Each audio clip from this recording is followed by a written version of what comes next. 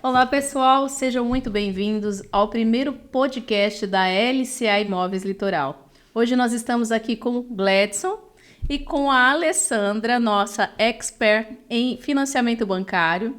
Ela é proprietária da empresa Habitare Consultoria. Alessandra, tudo bem? Tudo bem, pessoal? Muito obrigada pelo convite de estar aqui com vocês. Conte para nós um pouco sobre a Habitare Consultoria. Como que ela iniciou?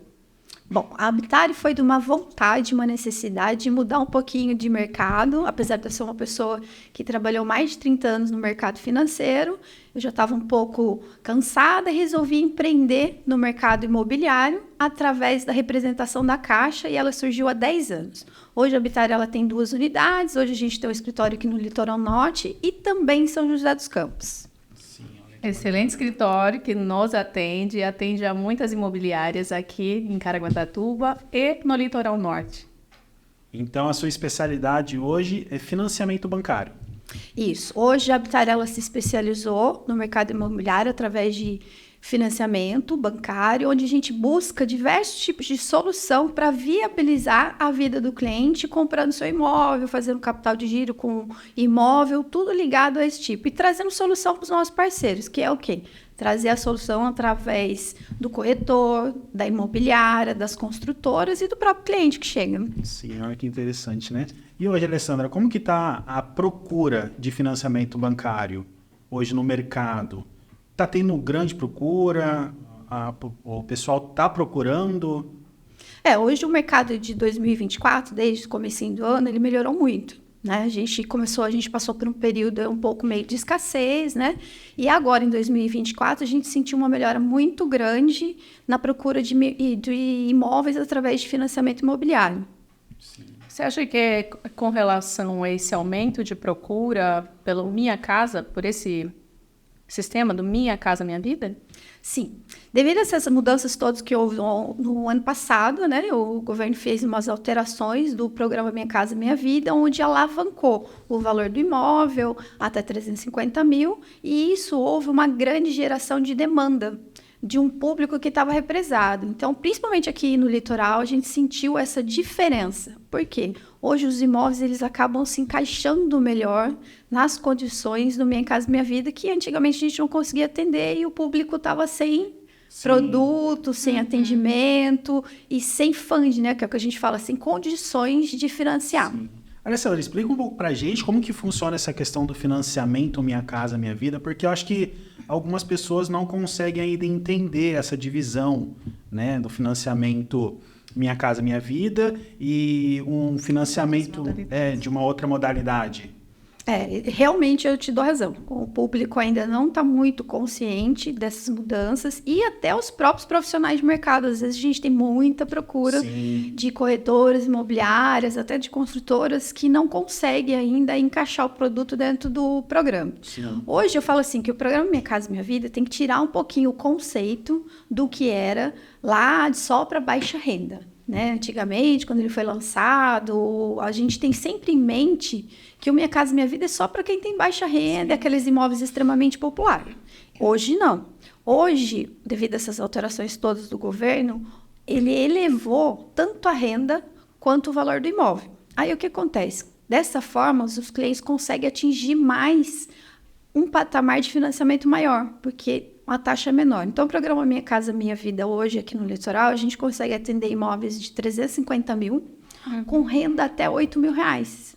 Dentro do Minha Casa Minha Vida, a gente tem diversas faixas, né? Então, tem clientes que a gente vai ter 3 faixas de renda, faixa 1, faixa 2 e faixa 3. E dentro dessas faixas, cada cliente vai enquadrar no quê? Numa taxa de juros favorável de acordo com a renda dele. E isso confunde muito o consumidor e também os corretores, as imobiliárias, porque é muito cheio de detalhe. Antigamente, o corretor colocava o valor lá dentro do simulador, só o valor do bem e a renda, era meio que automático, ele dá o valor do subsídio e dá as condições. Hoje, não. O corretor, o profissional que não entender bem dessa regra, ele às vezes pode estar perdendo venda. Sim. Porque não enquadrou direito o cliente e nem sempre a gente tem acesso a esse processo que o corretor está com ele na ponta final. Sim, olha que interessante, né? E deixa eu te fazer uma outra pergunta. Qual que é a maior dificuldade que você encontra hoje em questão de aprovação de financiamento? É ótima pergunta. Bom, a maior dificuldade que nós temos de aprovar cliente é a renda informal. Isso, o mercado, eu sei que, nossa, é demais, né? Os clientes que não têm renda formalizada. São muitos clientes empreendedores, né? Exato. Cliente que possui MEI, cliente profissional liberal, que eles não têm renda formalizada, que eles acabam tendo o quê? Renda através de extrato de conta corrente. E isso dificulta a aprovação. Até mesmo a vida do corretor. Muito. Sim. A gente tenta viabilizar a situação dele, do cliente, para poder concretizar a venda. Então, hoje, a melhor situação do cliente para ele conseguir aprovar um crédito é formalizar a renda dele através do imposto de renda. Então, existe essa possibilidade. Existe. A gente está num período ótimo de fase de imposto de renda. Tá vendo? Fica a dica aí, ó. Exato. Porque se ele conseguir ilustrar parte da documentação dele, dos extratos, da movimentação de uma MEI, da movimentação de faturamento, e ele conseguir traduzir isso para a renda dele dentro do imposto de renda, pode ter certeza que esse cliente ele tem 100% às vezes de chance, se ele não tiver restrições, se ele não tiver impedimento, de aprovar o crédito dele da melhor forma possível dentro da Caixa. E em qualquer outro banco também, né? Não é só na Caixa. Hoje todas as instituições elas estão muito ligadas. Porque hoje a gente tem a palavrinha aí que eu falo assim, que a gente não tem que ter medo do Serasa. Sim. Né? O Serasa, você vai lá, tira o nominho do Serasa e o negócio está resolvido. Essa ia ser uma pergunta que eu ia fazer agora, assim, em questão de restrição, né? Que eu acho que é o caso de muitos brasileiros, né? Que às vezes acaba vivendo essa inconstância, né? Da restrição do nome. Exato. Existe a possibilidade do financiamento ser aprovado tendo algum tipo de restrição? Hoje, no Minha Casa Minha Vida, foi lançado uma alçada pequena, né? Que dentro de empreendimentos que forem da Caixa, se a restrição for pequena e for irrisória, né? Digamos assim, perto do valor do bem, valor da garantia, até que a gente consegue passar ele com uma restrição. Qual que é o nome desse? Do quê? Desse projeto da Caixa? Na verdade, assim, o governo que lançou, né, que a gente consegue ter uma pequena restrição, uma margenzinha dentro da restrição do universo, em cima do valor do imóvel. Por exemplo, o cliente está comprando um imóvel de 250 mil, mas ele tem uma restrição de R$200.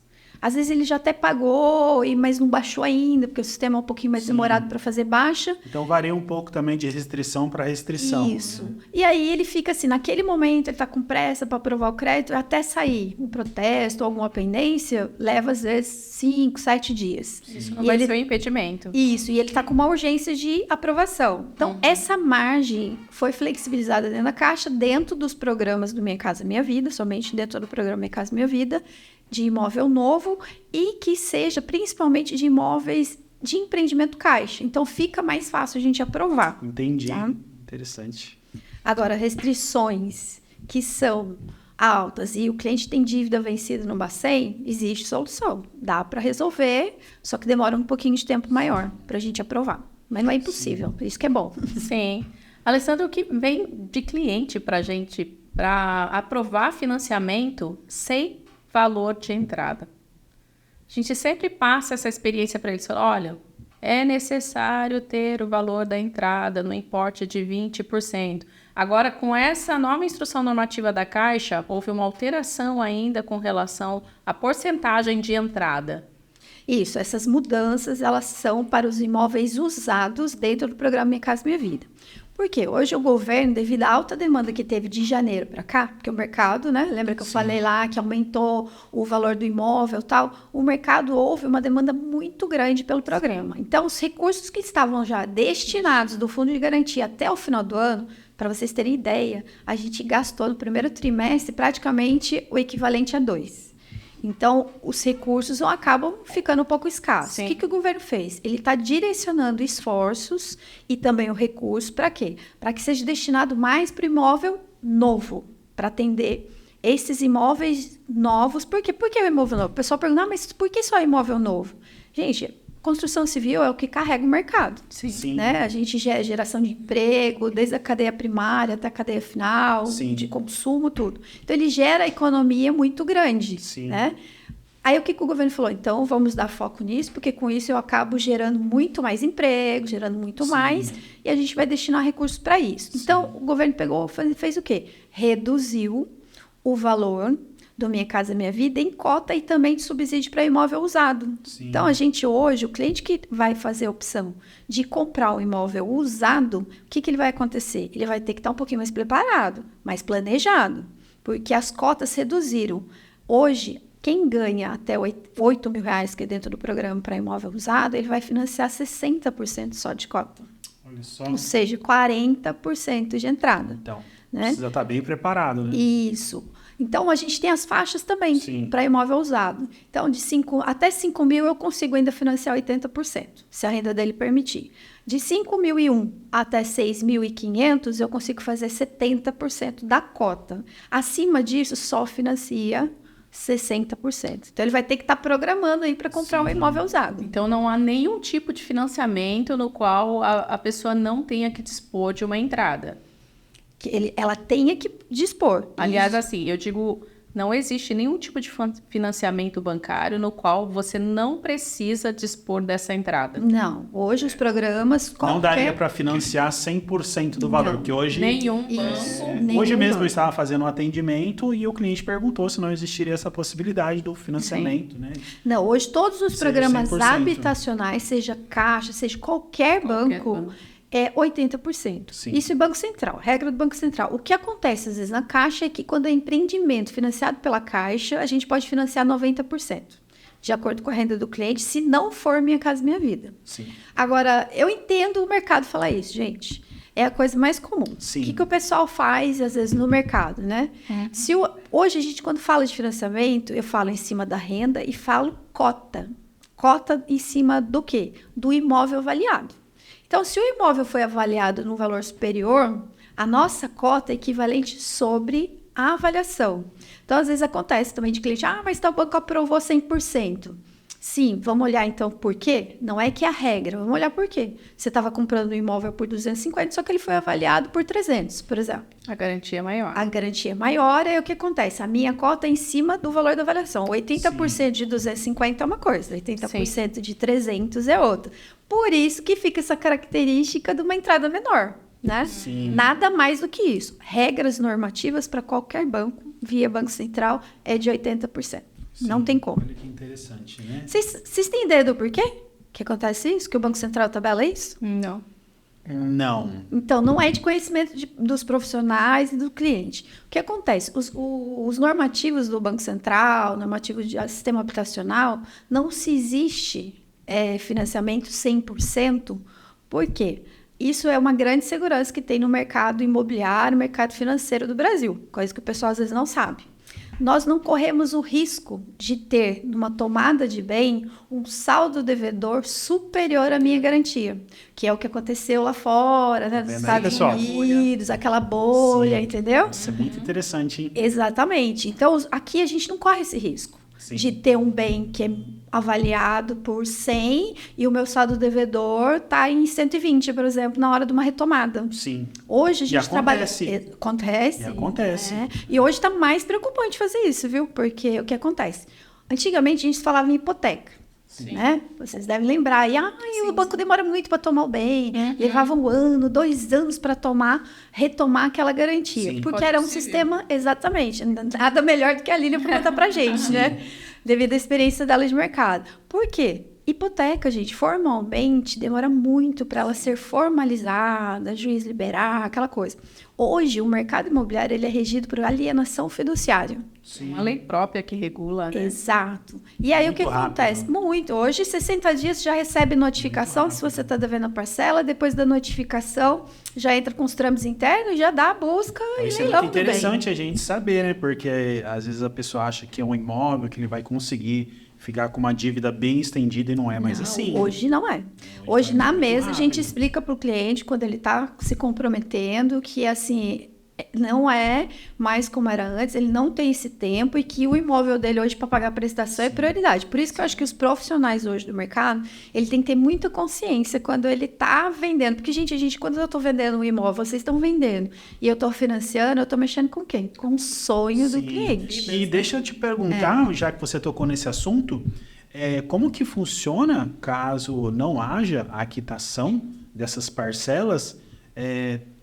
Qual que é o tempo que o sistema tem para acionar a pessoa? Porque normalmente, como você falou, no caso da hipoteca, tinha um tempo hábil, Isso. né? Então tinha todo o tempo para recorrer. Hoje em dia não é mais. Não. Hoje, 60 dias, 2 parcelas ficou em atraso, se juntar a terceira, você já recebe notificação extrajudicial e notificação para cartório. Se foi para cartório, já começa a correr o trâmite de busca e apreensão para leilão do bem.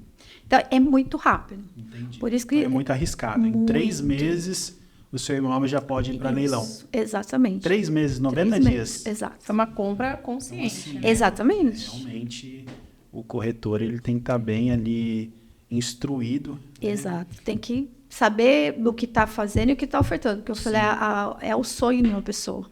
Sim. Às vezes tem cliente que vai comprar um imóvel só a vida inteira. Sim, porque você não vende um produto, você vende um sonho. Exatamente. Alessandra, uma curiosidade.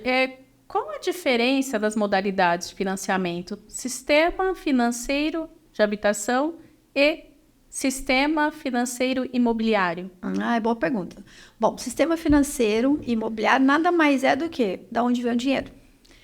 Da onde vem o bolso de quem está tendo dinheiro para colocar no mercado. O sistema financeiro de habitação, ele é feito o quê? A gente tem um teto, ele é do dinheiro que vem do fundo de garantia, né, que é onde tem os programas habitacionais como Minha Casa Minha Vida, o Procotista. Esse recurso, o Bolso Fund, ele vai vir para atender essa modalidade.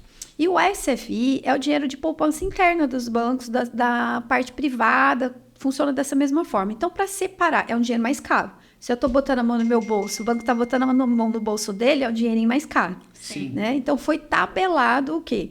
Os tetos. Hoje, para o imóvel do LCFH, para quem quer comprar dentro dessa modalidade, é até 1,5 milhão. Então, se foi lá, a Caixa ou qualquer outro banco for avaliar e colocou que o imóvel vale 1.501.000, ele já sai do programa SFH. Ele vai para o SFI, onde o cliente vai ter outras condições, outras taxas. Sim. E o que também não entra dentro do SFH, que é uma pergunta constante lá dos clientes, dos corretores, para a gente, é o quê? A aquisição do terreno. Terreno não é moradia, né? Quando eu estou comprando só um terreno. Então, o terreno, ele entra dentro do SFI. Por isso que as condições dele, as taxas são mais caras, os prazos, as cotas também é diferente. Sim. Então, ele é no SFI, mas tudo que é habitacional e esses recursos até 1,5 milhão, seja do Minha Casa Minha Vida, o FGTS ou o dinheiro de poupança, ele vai entrar dentro do SFH. Onde o SFH tem uma condição melhor de taxa, ele vai ter condições melhores na hora de registrar o bem, né? Porque as alíquotas de registro, as alíquotas de ITBI, tudo é diferente. Sim. Olha que interessante, né? Alessandra, deixa eu te fazer uma pergunta, que eu acho que é a pergunta de muitas pessoas e talvez a pergunta da pessoa que está assistindo esse podcast agora. O danado do score. Ele influencia ou não influencia? Olha. Porque o score ele vai de 0 a 1.000. Exato. Né? Então, tem variação? Qual é o melhor score? Qual não é? Ou não precisa? Boa pergunta. E se eu contar para vocês que o score não tem nada a ver com o sistema interno de aprovação Caixa? Sério? Não. Ou de qualquer outro banco. Lógico, ele é um apontamento de positividade do cliente, né? Se o cliente tem um score no mercado alto, bom, é sinal que esse cliente está com a vida em dia. Muita gente está gostando dessa informação, hein? Que o cliente está com a vida em dia, está pagando bonitinho, tem uma boa condição. Mas, internamente, existe em todos os bancos um rating. Aí a palavrinha muda, né? De score para rating. E esses rating de letrinha, eu falo que a gente brinca com sopa de letrinha internamente, né? O rating seria um relacionamento? Isso, o rating é um score entre todos os bancos, é como se fosse um score entre os bancos, tá? Onde ele pontua a capacidade de pagamento, ou seja, desse cliente ter menos risco de ser inadimplente. É quase a mesma coisa, só que não adianta. Tem cliente que às vezes está com 800, 900 de rating no score, né? Na verdade, com pontuação no score. Sim. E chega lá no banco e não aprova. Porque tem um comprometimento de renda Isso. maior. Ou ele teve um histórico ruim, né? Dentro da rede de instituições, porque hoje a gente está tudo interligado. Não adianta fugir. Hoje, né? Tem o Open Find, vocês já ouviram falar? Sim. Né? Então, hoje, quem às vezes, o cliente às vezes aperta lá e optou e nem está sabendo o que está fazendo às vezes, né? Ele pega, vai, interliga todas as instituições financeiras. Então, esse rente, às vezes, assim, eu estou muito bonita no banco lá, no meu banco privado, onde eu tenho conta, tudo bonitinho. Mas eu já tive algum problema com o banco X. Sim. E aí, dentro, se fica com essa marca. Então, hoje, os bancos, eles têm categoria própria de rating, apesar dentro do A, do B, do C, do D e do E. A gente brinca lá, tem cliente às vezes tem duplo D, duplo C, entendeu? Porque dentro dessa categoria que é o risco dele dentro da instituição financeira. Então, dentro dessa sopa de letrinha que os bancos usam, Sim. é que vai definir e vai determinar a capacidade dele de pagamento e de inadimplência de risco menor. Sim, olha que interessante, né? Mas um acaba sendo reflexo do outro, né? Vamos Sim. pensar, se eu tenho um score alto, se eu tenho um score bom, provavelmente eu ando direitinho aí em todos os bancos ou dentro das instituições. Reflete, mas não é determinante. Sim. Alessandra, eu acho que é a dúvida de muitos. Qual o melhor sistema de amortização? Qual escolher? Quais as opções de taxas de juros? Bom, eu brinco que qual o melhor sistema é de acordo com o perfil do cliente. Não existe nem melhor e nem pior. Entre, digamos, o sistema de amortização saque ou price. Por quê? Depende do perfil de cada um. Mas vamos falar mais ou menos aí um pouquinho de cada um. Dentro do Minha Casa Minha Vida, para o cliente, o melhor caminho para ele é dentro da price. Por que dentro da price? A price ela tem um comprometimento menor da parcela, do começo ao fim. Ela meio que vai linear. Se eu estou no Minha Casa Minha Vida tentando potencializar a quantidade e o valor de crédito do cliente, é muito melhor eu comprometer menos a renda dele. Sim. E eu consigo alavancar e dar um crédito melhor. Então, dentro do Minha Casa Minha Vida, praticamente 100% dos processos são feitos através da tabela Price. Agora, na saque, eu tenho um comprometimento muito maior no começo, né? Aquela prestação que começa lá, digamos, com 2.000 e vai terminar lá com R$200. Sim. Só que dentro dessa composição, cada uma tem uma característica de amortização. Então, na tabela saque, eu vou acabar pagando mais juros no começo, com amortização menores no comecinho. E na price é meio que composto da mesma forma, tanto juros quanto o principal. Por que eu pergunto se é o perfil? Quando a gente está fazendo uma entrevista com o cliente na hora dele fazer essa opção, a gente vai tentar entender o perfil, por isso que eu falo que o corretor ele tem que conhecer muito bem o cliente dele. Todo treinamento, tudo que eu faço, eu tenho uma premissa que isso eu aprendi do meu mercado financeiro lá atrás. Conheça o seu cliente. Porque vocês estão na linha de frente, é que vocês vão poder passar para a gente às vezes. Por quê? Se o cliente for um cliente que vai fazer amortizações, né? Olha, esse cliente tem fundo de garantia, esse cliente ele vai estar sempre lá a cada 2 anos, amortizando o saldo devedor, que é a pretensão dele. Sim. Seja no Minha Casa Minha Vida ou dentro do SBPE, eu sempre aconselho ele a fazer na tabela Price. Sim. Por quê? Porque na tabela Price, no curto prazo, você vai pagar menos juros durante o montante. Então, assim, se eu tenho essa característica de estar amortizando lá, eu fiz um financiamento por 20 anos, mas eu vou pagar em 10, porque eu vou estar sempre fazendo amortização, ao longo do tempo eu estou pagando menos juros, acumulado. Sim. Agora, se eu quero tranquilidade, não quero compromisso, não, eu quero estar aí, está cabendo no meu bolso a parcela, e eu vou fazer até o final, então a tabela saque é o melhor caminho para ele, porque ao longo da curva do processo, ele vai pagar menos juros acumulados.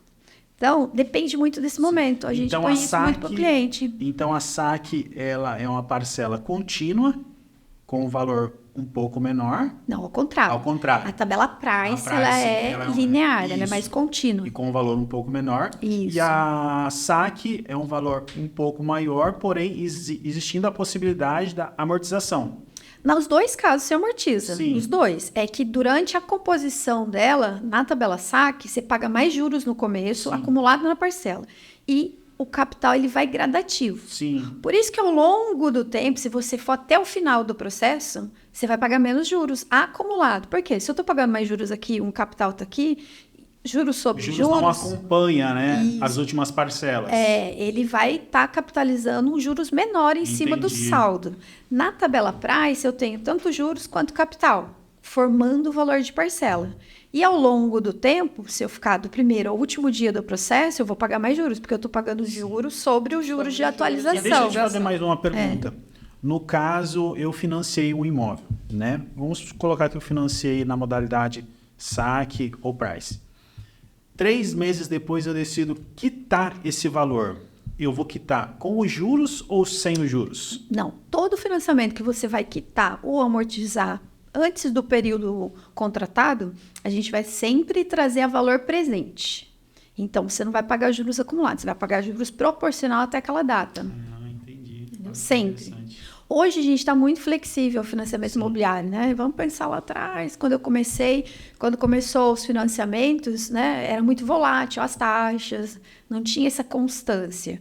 E era muito mais difícil a pessoa conseguir quitar, porque tinha que entrar com processo, não era tão vantajoso, né? Hoje não. E essas opções? IPCA, TR, tem como você optar no financiamento? Olha, Price mais IPCA, Price mais TR. Tem. A gente tem... Hoje a gente tem diversas opções de indexadores, né? O financiamento vai ser saque ou price, normal, dependendo da opção. E tem os indexadores de atualização do saldo devedor. E o que seriam esses indexadores, né? Quem não quer correr risco, vai fazer o quê? Taxa fixa. Sim. Né? Que também tem. Você pode colocar a taxa fixa e não ter correção nenhuma. Só que o custo dele é o quê? Para eu garantir que você não tenha nada, o custo é maior. Aí tem o IPCA. O que é o IPCA? É um índice que vai medindo a inflação do mercado aí, né? Nós somos um país originário inflacionário. Então, ele vai sofrer muitas oscilações. Então, na composição, eu tenho uma taxa de juros menor, às vezes, né? Eu falo que o cliente, às vezes, olha lá no simulador, lá, a taxinha está mais baixa. Só que ela esquece que o IPCA vai compor essa taxa. E também tem o índice de poupança, que também ele pode ser o quê? Variável, porque ele também é baseado no CDI, na Selic. Então, são índices de correção do meu saldo devedor, na qual ele tem essas variações. Mas hoje o mais comum e o mais seguro é o quê? A TR, que ela vai atualizar a poupança. A TR é muito difícil, ela tem muita oscilação. Né? Nós passamos aí no passado quase 7 anos com ela zero. Então, quem fez esse financiamento e teve essa opção de TR, não teve correção nenhuma no saldo devedor. E quando ela corrige, é muito baixo. Então, hoje, eu brinco que eu só faço opção de IPCA e de poupança para os clientes quando o cliente está muito consciente do que está fazendo. E que ele vá assim, eu tenho dinheiro, eu vou quitar antes, né? Eu vou amortizar antes. Aí, às vezes, vale a pena no curto prazo. Mas você viver... Aí depende também do perfil do cliente, né? Sim. Se você viver todo dia, será que subiu? Será que não subiu? Né? Num comprometimento aí de 20 anos, às vezes, né? É complicado, mas a gente tem bastante opções hoje para fazer. E você comentou agora de 20 anos, me veio aqui uma pergunta, né? Questão da idade, que eu acho que também interfere muito, né? No caso, às vezes a pessoa com 18 anos... ela tem uma capacidade de financiamento muito extensa. Porém, a pessoa que tem 60 anos não tem mais esse alcance. Isso. Eu queria que você explicasse um pouquinho mais sobre isso. Realmente isso acontece. Porque hoje, de acordo com os normativos do Banco Central, a gente pode... Qualquer contrato de financiamento, a idade de quem compra tem que terminar com 80 anos.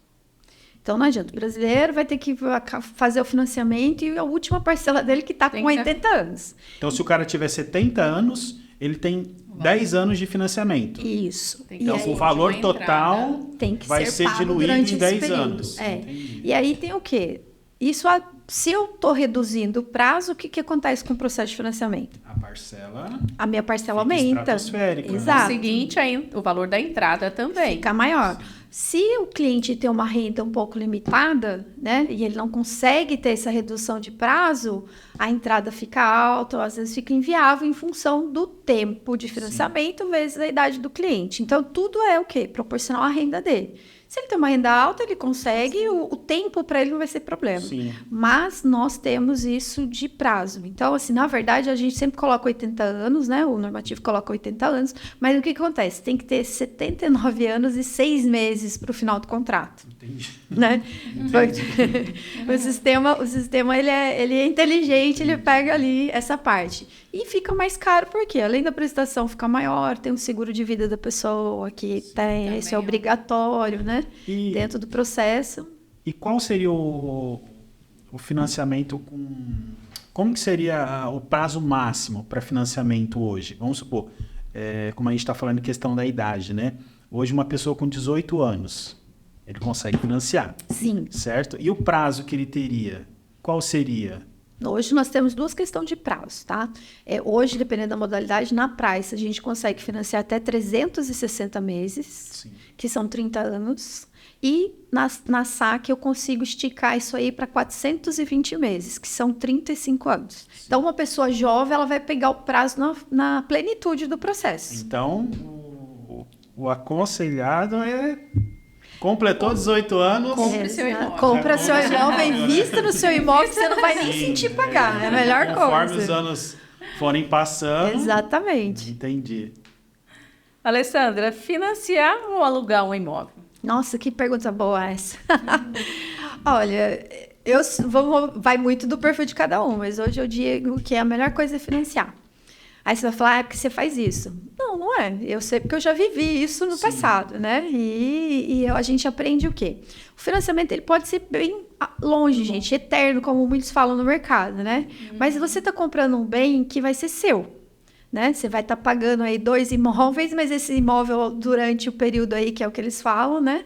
Que tá paga 2, durante o período que você está pagando, você está fazendo o quê? Constituindo patrimônio, né? Amanhã ou depois você comprou hoje um imóvel por 20 anos, que vale 350. Sim. Daqui a uns anos, a taxa de juros que você está pagando, a prestação que você está pagando, ela se torna pequena, porque o imóvel já valorizou. Então, o mercado imobiliário traz esse tipo de rentabilidade.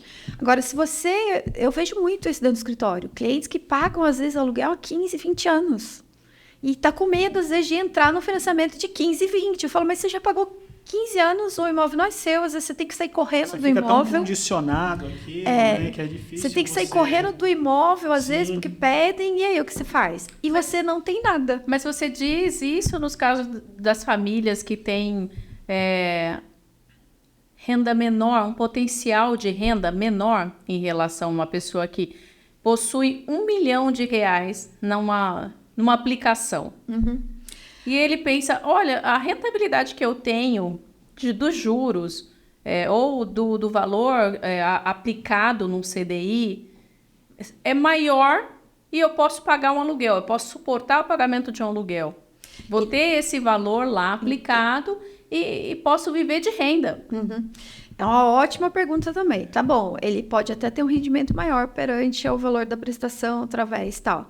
Mas nós esquecemos um ponto crucial aí, que é o quê? O bem. A valorização do bem, o patrimônio que ele está constituindo. Gente, vamos analisar. Eu também trabalho no mercado de alto padrão, né?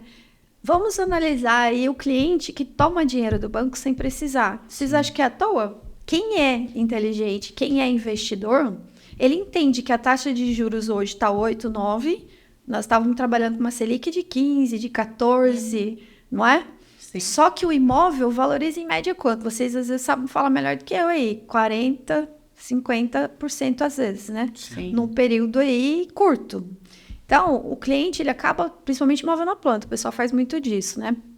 Ele acaba comprando o imóvel, pagando esse imóvel aí, o financiamento, buscando a valorização, porque a aplicação nenhuma para ele hoje vai dar valorização no curto prazo de 40%, 35%, a não ser que ele corra risco, né? Isso o mercado financeiro traz opções. Quanto maior o risco. Quanto maior o risco, maior o rendimento. Exato. Sim. Então, hoje, se a gente falar só na Selic, no CDI, que hoje né? Nas melhores aplicações, conservador, está pagando o quê? 100% de CDI. E olha que não é poucos valores que tem que aplicar para ter 100% de CDI, né? Os valores menores acabam pagando menos. Então, a valorização do bem. E todo mundo que fala, não financia, aluga, sempre tem um imóvel que ele está alugando para alguém. Não adianta. Não adianta. Eu já comprei o meu e eu estou alugando para alguém. É aconselhado investir. Exato. Até mesmo para os investidores, né? Tirem o dinheiro das poupanças. Coloquem para girar, faz o mercado girar. Sim. A valorização é muito maior do que isso. E ele tem um patrimônio, gente. Eu falo que se tudo der errado no meio do caminho, para quem está comprando, se ele vende, ele bota o dinheiro no bolso. Sim. Não é? Não, porque tem uma como. coisa que a gente sempre escutou, né? A única coisa que não desvaloriza é terra. Isso, quem compra terra não erra, né? Eu aprendi isso lá no menininho, com meu pai, mineiro, que só comprava se tinha dinheiro, né? Naquela época lá só tinha dinheiro no bolso, mas ele falava, olha, quem compra terra não erra, ninguém toma de você. Sim. Então, eu creio, e depois da minha experiência do mercado, eu vejo que realmente é isso. Sim. Né? FGTS. Ou perguntinha difícil aqui pro litoral, viu? Quando podemos usar? Posso usar o FGTS já tendo um imóvel? Depende. Às vezes dá. O que acontece? No litoral, aqui a gente tem uma característica diferente do público que compra, né? Porque tem muita gente de fora que vem investir aqui ou que está se mudando, aquela coisa. Hoje o fundo de garantia, a regra básica, vamos falar de regra básica, tem que ser para quem não tem imóvel no nome, né? Ele tem que morar ou residir na cidade, na região metropolitana onde ele está adquirindo esse novo bem. Existe algumas regrinhas, né? Isso, mas tem as exceções dentro dessa regra. Né? E outro, o cliente que for comprar e querer usar o fundo de garantia, ele tem que ter contribuído, gente, pelo menos 3 anos com o fundo. O que seria contribuído? Ele pode ter sido CLT 3 anos atrás, seguidos ou alternados em qualquer momento. Ou seja, eu fui contribuinte cotista do fundo de garantia. Igual, se a Lilian trabalhou muitos anos com carteira assinada, eu fui do mercado CLT também muitos anos. Hoje a gente está empreendendo, a gente não é mais. Sim. Mas se eu não tivesse nenhum imóvel, não tivesse financiado, mas o meu histórico de carteira assinada, eu poderia utilizar se eu tivesse. Sim. Então, aqui no litoral, o que acontece? Existem as exceções, né? A gente consegue. O conceito do fundo. Se eu estou vindo comprar aqui na região metropolitana do Litoral Norte, mas eu tenho um imóvel em São Paulo, em Campinas, em outras regiões, que esse imóvel esteja quitado, mas eu consiga comprovar trabalho ou residência aqui, hoje eu estou comprando um novo imóvel, é possível usar o fundo de garantia, sim. Então, que nem você comentou, né? Na região metropolitana, nós estamos no estado de São Paulo. Por exemplo, se o meu trabalho fosse no Rio de Janeiro, eu não conseguiria? Se o seu trabalho fosse lá e já tivesse algum imóvel e você não conseguisse comprovar nada aqui no litoral, não dava. Você tem que comprovar um ou outro aqui pra gente. Antigamente, a gente precisava pelo menos de 1 ano de comprovante. Hoje eu consigo fazer com menos tempo. Né? O normativo prevê, e outra coisa que eu queria deixar claro, gente, o normativo de fundo de garantia não é a Caixa que faz. Hoje, a Caixa ela é administradora do fundo de garantia. Existe o fundo curador, né, que é do governo federal, e ele dita as regras. Sim. A Caixa só executa. Então, eu brinco às vezes, o pessoal, mas a Caixa não libera, a Caixa não libera. Não, não é assim. A Caixa, ela segue o normativo do fundo curador. É simples gestora. Exatamente. E o quê? Qualquer cliente tem acesso a esse normativo do fundo. É só entrar no site do Gov e olhar lá. Então, a Caixa, ela faz a gestão e coloca. Dentro desse normativo novo do fundo de garantia, foi dito que se o cliente, outras premissas e outras regras, ele conseguir comprovar, dentro aqui eu não preciso ter 1 ano. Eu posso ter um endereço um pouco menos tempo de prazo aqui na região. Sim. Desde que ele não tenha nenhum outro imóvel em qualquer região metropolitana. Antes, mesmo não tendo imóvel, eu tinha que comprovar. Sim. Então, ele tem que ter um domicílio aqui. Isso. Ou exercer algum tipo de atividade laboral no município. Exatamente. E assim, tô sendo igual, vamos fazer de conta para você trabalhar lá no Rio, numa empresa lá no Rio. E essa empresa está transferindo você não tem nem endereço e nem trabalho ainda fixo aqui. Sim. Mas se a empresa informar, der uma carta, uma declaração formal, com todos os dados, informando que esse cliente está sendo transferido para trabalho nessa região, é possível liberar o fundo de garantia dele. Por quê? Teoricamente, ele não tem uma moradia aqui. Sim, e ele tá sendo transferido para trabalho. Então, a gente tem essa exceção. Então, existe a possibilidade, porém, tem que ser analisado. Isso. Por isso que eu falo, cada caso vai ser um caso. Fundo Sim. de garantia é assim. E assim, não dá para a gente colocar tabela para isso. Existe a regra, a tabela básica, e a gente faz o quê? Estuda o cliente, as possibilidades de documentação, tudo. Por isso que eu volto de novo. Tudo é Conheça estudado, né? o seu cliente, porque Sim. quanto mais informação dele você tem para passar, às vezes, para a gente da assessoria, a gente consegue trilhar um caminho Sim. para ele. E deixa eu te perguntar uma outra coisa, mudando agora, não fugindo do assunto, né? Mas a gente tocou nesse assunto aqui no começo do podcast, mas foi para outras perguntas sobre empreendimento, né? O empreendimento hoje feito pela Caixa, apoiado pela Caixa, existe a possibilidade do financiamento no começo do empreendimento ou não? Porque assim, o que a gente percebe, né? Hoje, com os empreendimentos de empresas particulares, não existe essa possibilidade do financiamento. Isso. O empreendimento precisa ser finalizado para que a gente possa dar Financiar continuidade depois. no saldo devedor, né? Mas com o financiamento, como você colocou no começo, né? São financiamentos apoiados pela Caixa. Existe essa possibilidade? Existe. Eu vou falar, agora você tocou num assunto que eu adoro, eu sou apaixonada Xerique. por empreendimento, né? Assim, todos os empreendimentos que são, a gente fala aí, tem uma palavrinha que a gente sempre usa aí muito no mercado, às vezes o pessoal fica meio perdido, que nem tá usando muito às vezes. Os empreendimentos e as empresas construtoras serem gericadas.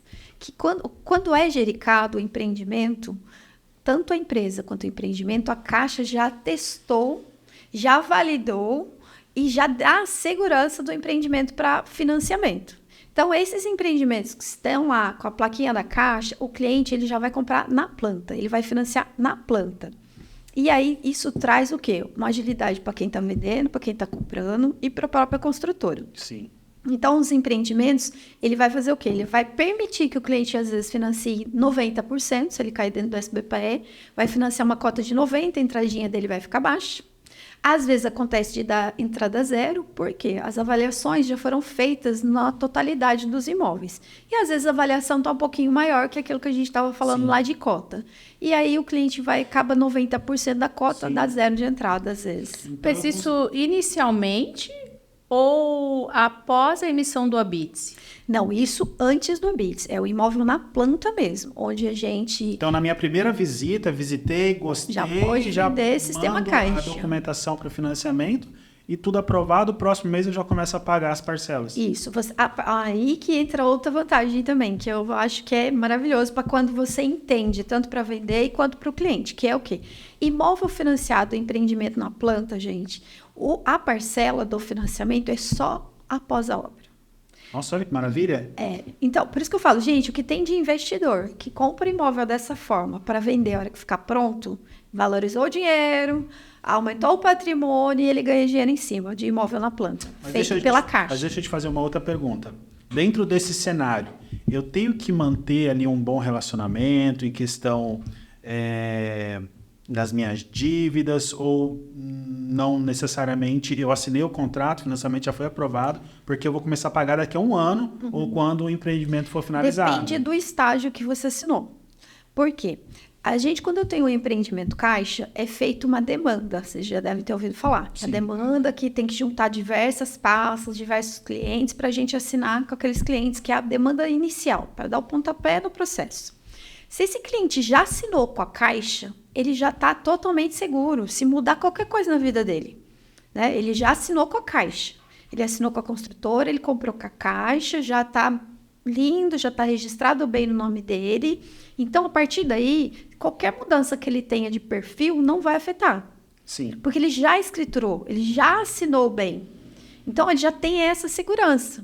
Agora, se o cliente ainda está em fase de ainda transição, que aprovou o crédito, mas ele não assinou a escritura com a Caixa, aí ele vai ficar tendo que deixar a vida em ordem e não mudar perfil. A gente brinca lá no escritório, que quando o cliente assina o dossiê operacional com a gente, né, habitacional, a gente explica tudo isso para ele e fala: Você não pode casar, você não pode descasar, você não pode mudar de emprego. Não pode comprometer renda, você não pode comprar carro. Exatamente, até a escritura na caixa. Depois disso, não tem problema. Você pode casar, você pode descasar, você pode... Exato, não tem problema. Mas até esse momento crucial, que é a assinatura da escritura dele, do bem dele, já no nome dele, ele não pode mudar de perfil. Sim. Ele tem que manter. E que nem eu comentei aqui em questão da compra do carro.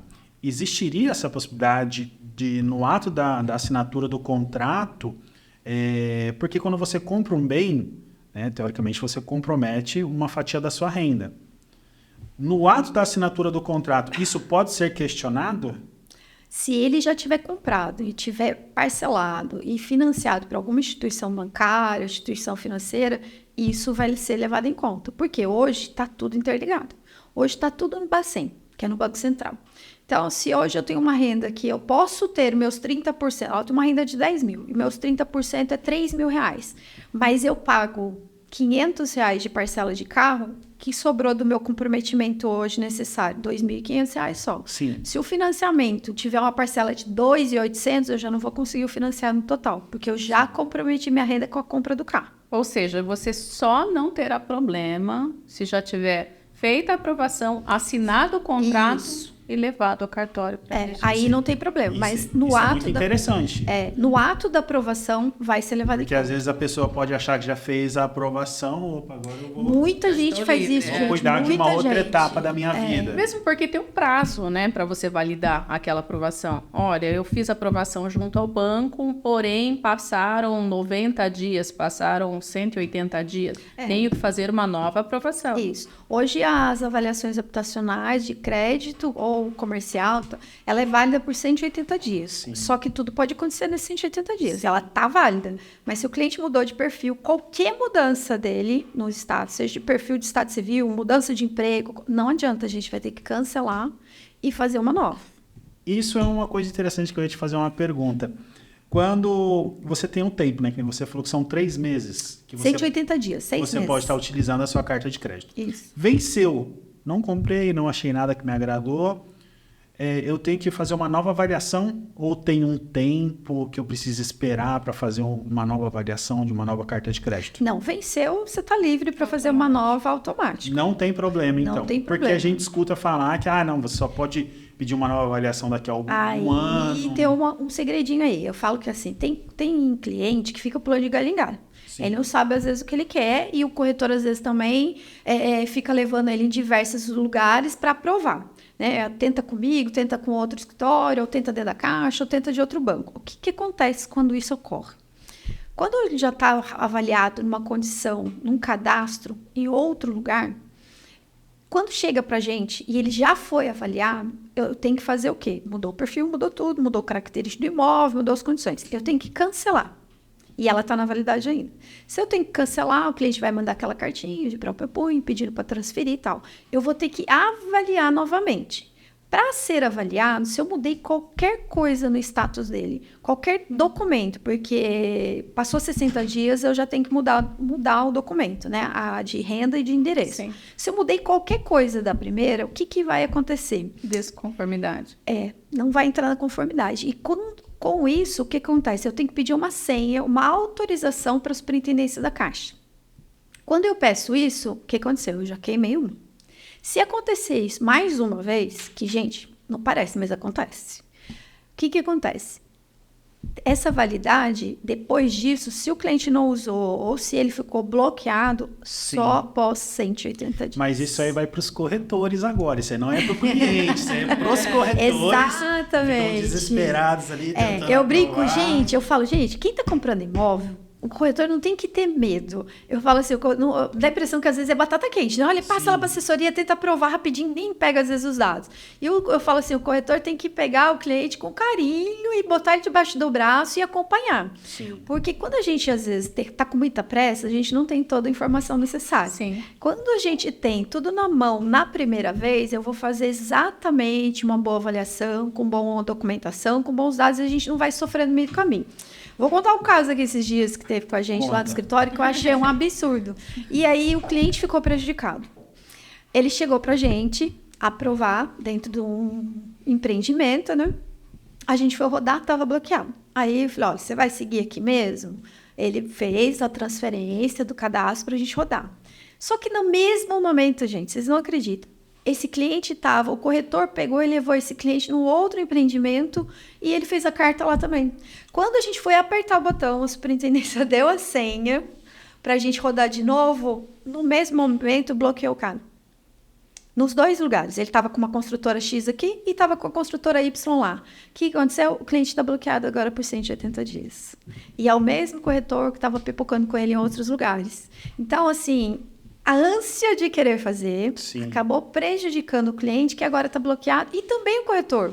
Sim. Porque ele vai ficar 180 dias esperando para assinar e para poder vender e receber comissão. Não, e até lá ele vai ver muitas outras opções e de repente nem comprar. Então eu falo, não ou até mesmo pode desistir. Exato. Por causa daquela situação. Às vezes ele se frustra.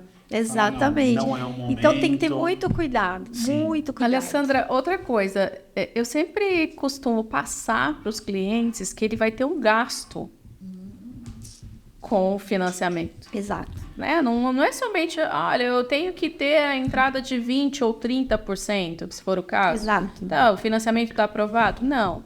Você vai ter um custo com a engenharia, você vai ter um custo com o ITBI, com o registro. Em média, isso costuma ficar dentro de qual porcentagem? 5%, 10%, 6%? Tem as suas peculiaridades e as suas condições de acordo com o perfil do cliente, mas realmente é uma coisa que às vezes a gente toma surpresa quando a gente vai assinar um dossiê com o cliente no escritório, que a gente vai explicar todas as etapas. Qual que é o custo hoje para quem vai comprar um imóvel, né? Ele vai ter, em média, de 4% a 5% do valor do bem. Então, isso a gente já fala para ele, ó, reserva esse dinheirinho. Às vezes o cliente está dando uma entradinha até um pouquinho maior, a gente orienta ele aqui, ó, guarda um pouquinho, né? Tá dentro da cota, para você pagar documento. Sim. Esses 4% a 5% vai depender do perfil. Por que do que eu falo do perfil? Cada modalidade tem um custo, né? Dentro desses custos dos 4%, o que está embutido? Está embutido o valor da engenharia, que ele vai ter que pagar, o engenheiro vai lá fazer um laudo de avaliação para testar a garantia do bem, né? Isso é o inicial, ele já vai ter esse custo. Depois ele vai ter o quê? A escritura na caixa. O que é a escritura na caixa, gente? Isso é uma grande confusão, porque eu falo assim, hoje, qualquer contrato que você assine com qualquer banco, tá? Seja Caixa, Bradesco, Itaú, Santander, o que for, os contratos, ele tem força de escritura. Então, vai a público. Então, essa força de escritura, o custo é feito pelos bancos. Então, a Caixa vai cobrar a taxa de escritura. Porque se o cliente não fosse comprar financiado, ele ia comprar o quê?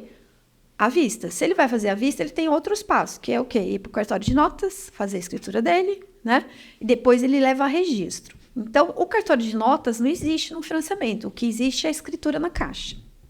Então, ele vai pagar a escritura na Caixa. E após isso, ele vai ter o custo do quê? Do ITBI, e depois do registro. No ITBI vai depender do perfil. Por quê? Minha Casa Minha Vida aqui no litoral, né, Caraguá, não tem custas de ITBI. É isento. Então, já é um benefício. Esses 4% cai um pouquinho. Sim. E aí tem um registro. Se é o primeiro imóvel dentro do Minha Casa Minha Vida, ele também vai ter desconto no registro. Então, esses 4% acaba caindo um pouquinho. Mas eu falo que eu prefiro... Então, no registro tem a possibilidade de você pagar 50% Isso, só. porque é o primeiro imóvel. Sim. Então, geralmente, já ajudaria numa... Muito. Porque, geralmente, Minha Casa Minha Vida, automaticamente, a característica é para quem tem primeiro imóvel, Sim. né? Apesar que não é impossível, tá, gente? Quem já comprou, comprar de novo no Minha Casa Minha Vida. Isso é uma coisa muito importante entender. Então, esses custos, é importante o cliente ter em mente que ele vai ter. Porque, às vezes, ele tem o dinheiro da entrada e aí chega na hora de fazer a formalização, ele não consegue finalizar o processo. Sim, então, é uma informação... Exato, é uma informação muito importante para os corretores passarem. Uma outra pergunta, dentro dessa pergunta. Existe a possibilidade de a gente embutir o valor da documentação no financiamento? Vamos supor, eu consigo pagar só as parcelas, X por mês. Mas eu queria ver se existiria a possibilidade de pegar o valor da documentação e embutir no financiamento e o Pergunta. É possível embutir. Existe essa possibilidade? Hoje, qualquer financiamento, a gente consegue embutir até 5% do valor do financiamento.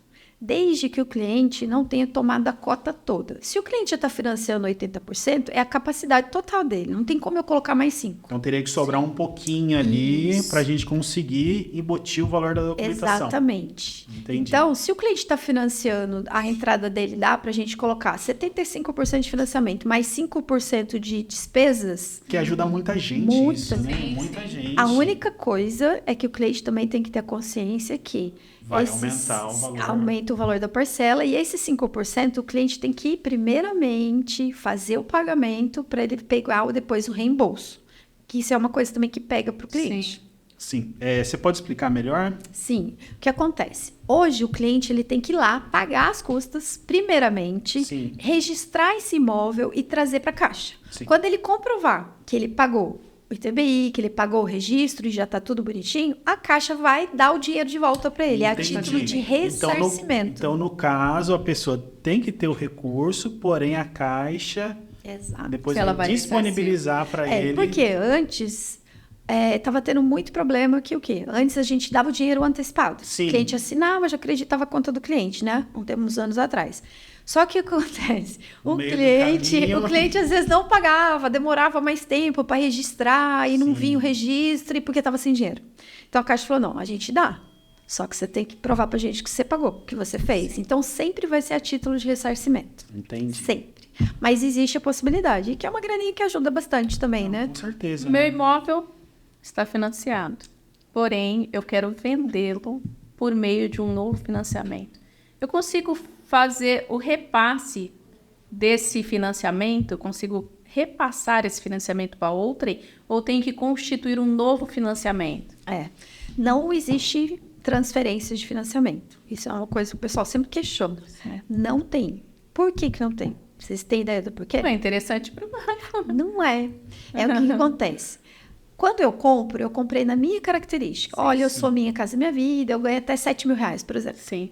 Você que está comprando, você ganha 10. Você não vai ser Minha Casa Minha Um Vida. perfil totalmente diferente. Exato. Então, eu não posso transferir um saldo devedor com características diferentes. Isso é regra. Então, existe a possibilidade, você pode vender ele financiado sem problema Posso nenhum. vender financiado. Então, Pode. eu comprei um imóvel, Isso. por algum motivo decidi vender. Não tem problema. Não. Aí, o que vai acontecer? Você vai vender, eu estou comprando teu imóvel, eu vou aprovar o meu crédito de acordo com o meu perfil. E vai correr os trâmites internos do banco. A hora que chegar lá no banco, o banco vai pagar o seu saldo devedor, o próprio banco. Ou seja, você comprou pelo Itaú, por exemplo, e eu estou comprando pela Caixa. A Caixa ela vai entrar em contato com o Itaú, vai pegar o saldo devedor direitinho e vai fazer a quitação direto para o banco. Essa operação ela chama-se interveniente quitante. Sim. Então, a Caixa paga seu saldo devedor, liquida, se sobrou dinheiro, a gente acredita a diferença na sua conta. E aí entra naquele requisito que a gente conversou em questão da quitação. Né? A gente conversou aqui quitando, né? Os juros, ele não acompanha. Não. Aí vai ser a mesma coisa. Olha, como eu estou quitando antecipado, a Caixa vai pedir o saldo devedor atualizado até aquela data. Então, se você, dependendo do tipo de amortização que você fez, vai trazer o valor presente e vai quitar exatinho o valor que o banco fornecer. Mas existe a possibilidade. Eu falo que tem cliente, às vezes, que fica amarrado, né? Ele acha que financiou, tem que pagar até o último para poder comprar outro. Sim. E não, pode, sem problema nenhum, financia na característica dele, a gente vai lá e paga o saldo devedor dele. Pode ser em qualquer banco. Sim. E eu tive excelentes experiências. Comprei por um valor, financiei com o banco, vendi pelo dobro do valor. É a prova viva, né? É o que eu falo. Constitui um novo financiamento, vendi pelo dobro do valor. Isso aí é o que a gente estava falando lá atrás, né? Financiamento é tão ruim assim? Não. Não é? A mim, eu só tive experiências. Eu boas. também não posso falar nada, não. posso falar. Sim. Nossa, você compra um imóvel por 200, você vai vender ele por 450. No período que você pagou de financiamento, Sim. você não, é mínimo. Hoje Não existe valorização que nem essa. Não, Hoje não o tem. patrimônio que eu possuo foi a custo De aquisição. aquisição por meio do sistema financeiro. E aí, se você fosse investir, será que você teria? Talvez eu não teria, assim, essa disciplina É. de guardar. Eu mês falo a que mês. brasileiro, quando faz carnê, paga, gente. Não, e Nós, mesmo Jadel, porque- somos os melhores pagadores. Mesmo porque você vai correndo aqui atrás do rabo, né? Porque você vai guardando, os imóveis sobem, Não dá. juros oscilam. Exato. O valor que você vai guardando para você capitalizar uma poupança, gente, não é proporcional à valorização. Então, às vezes, você tá chegando ali pertinho, né, do imóvel, tô tão sonhado, o imóvel já tá aqui, vou ter que dar mais. Exatamente. Então, isso que você fez, Lili, além de ser muito inteligente, chama o quê? Alavancagem patrimonial. Exatamente. Então, quando eu falo, gente, vocês acham que é à toa que as grandes construtoras fazem empreendimento financiado pela Caixa? Você pega, vamos falar da MRV, que é a maior, né, o maior player hoje aí do mercado, que todos os empreendimentos dela são o quê? Financiados pela Caixa. Você acha que uma MRV da vida não tem dinheiro para botar na obra? Claro que sim. Não é? Vai dispor, vai descapitalizar. É muito mais fácil ela tá fazendo outros negócios, capitalizando através de comprar terrenos, comprar áreas que valorizam e colocar o quê? A obra para andar através do financiamento de imóvel na ponta, que são os empreendimentos. Então, não é à toa. Sim. Né? Muitos clientes perguntam, obra a preço de custo, posso financiar? Infelizmente, enquanto está na fase de custo, fase de obra, é impossível, porque é outro regime de venda, outra modalidade. E aí fica difícil até para o cliente, no final, repassar saldo. Sim. E a Caixa não consegue, faz, né? Não. Essas características. Não, né? Não, tem que ser só gericado, imóvel e empreendimento, garantido e selado pela Caixa. Me tira uma dúvida, o que significa a palavra gericado? É verdade, vamos lá. Né? Exato. A gente fala que é um palavra que a gente acaba começando a falar, e assim, o mercado também. O que é o Geric? Vamos lá, nada mais é do que uma análise de crédito da construtora, onde a construtora passa por diversos filtros internos, porque uma construtora ser gericada, não é fácil, não. Sim. Tem que cumprir muita Sistema de coisa. ISO, certificação de PBQ, vários tipos de certidões que tem que ter, qualificação, Qualiab, diversos. E o empreendimento tem que atender tudo.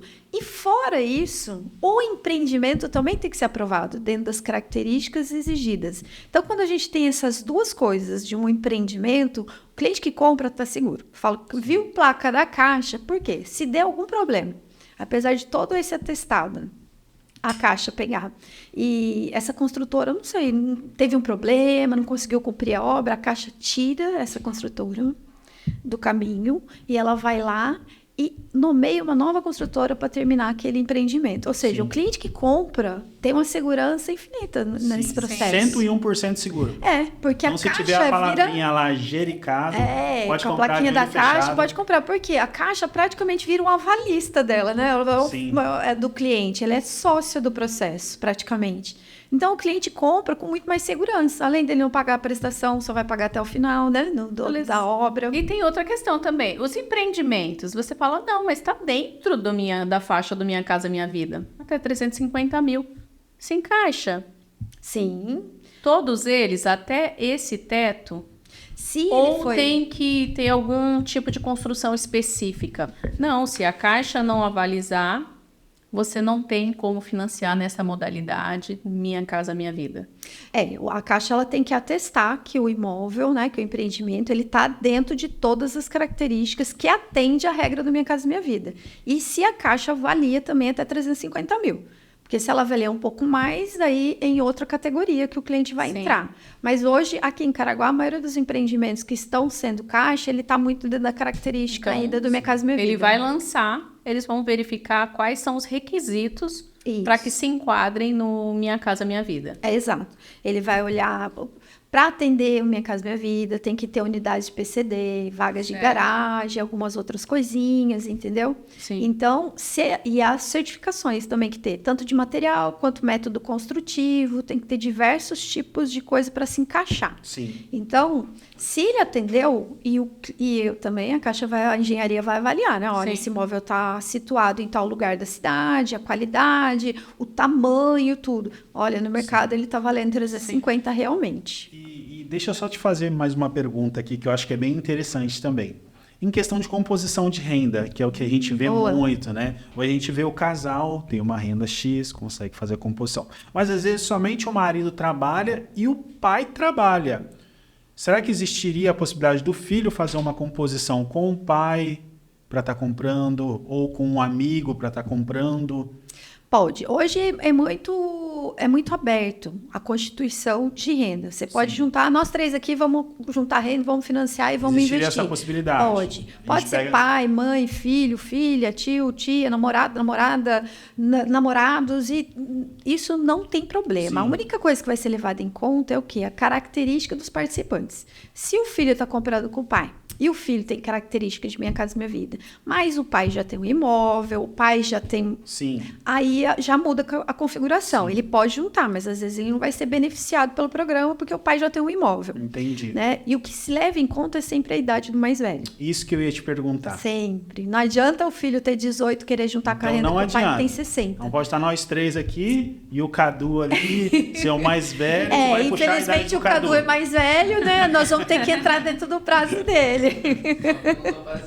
Alessandra, mais uma dúvida. Subsídio. Quando receber? Quando você vai oferir o direito? Tá. Hoje, a característica do Minha Casa Minha Vida, para quem consegue subsídio na plenitude, o cliente tem que ganhar até aí 4.399, tá? E ele tem que atender as seguintes premissas, que é o quê? Mais de 3 anos de FGTS, tem independentes, né? São coisinhas que tudo vai aumentar o subsídio dele. E só que tem uma outra pegadinha, né? Vai entrar Sim. o quê? A característica do imóvel. Se o imóvel, porque apesar de ser 350 mil a nível território nacional, a gente tem os cortes territoriais. Uhum. Hoje, Caraguá, a gente esse corte, para o cliente pegar a plenitude de subsídio, é só até 210 mil. São José, até 267. Então, se o cliente estiver comprando, ele tem toda a característica para conseguir um subsídio maior, mas ele está comprando um imóvel de 280, já vai reduzir o subsídio dele. Então, às vezes, é o que eu falo, o corretor que entende da regrinha e ele consegue conhecer bastante o cliente dele, ele vai fazer o quê? Ele vai levar o cliente na melhor condição para o cliente comprar. Sim. Tá? Maravilha. Mas o ideal é que ele compre e tenha renda até 4.399. Porque 4.400 o cliente já muda de faixa. Sim. Aí ele pode oferecer esse benefício. Isso. Maravilha, né? Maravilha. Alessandra, quero te agradecer por essa presença, por esse conhecimento que você transmitiu pra gente. E deixa aqui o seu contato, o seu Instagram, para as pessoas que estão assistindo te conhecer um pouco melhor. Obrigada, eu que agradeço aí a oportunidade de estar aqui batendo esse papo com vocês e esclarecer um pouquinho do nosso universo do mercado imobiliário, financeiro aí para os seus clientes, e a gente está aqui para te apoiar. Então, para vocês, gente, me sigam na rede social através do @Habitare Consultoria e também no Pode Morar. É isso aí, pessoal. Fiquem atentos aí para o nosso próximo podcast. Obrigado!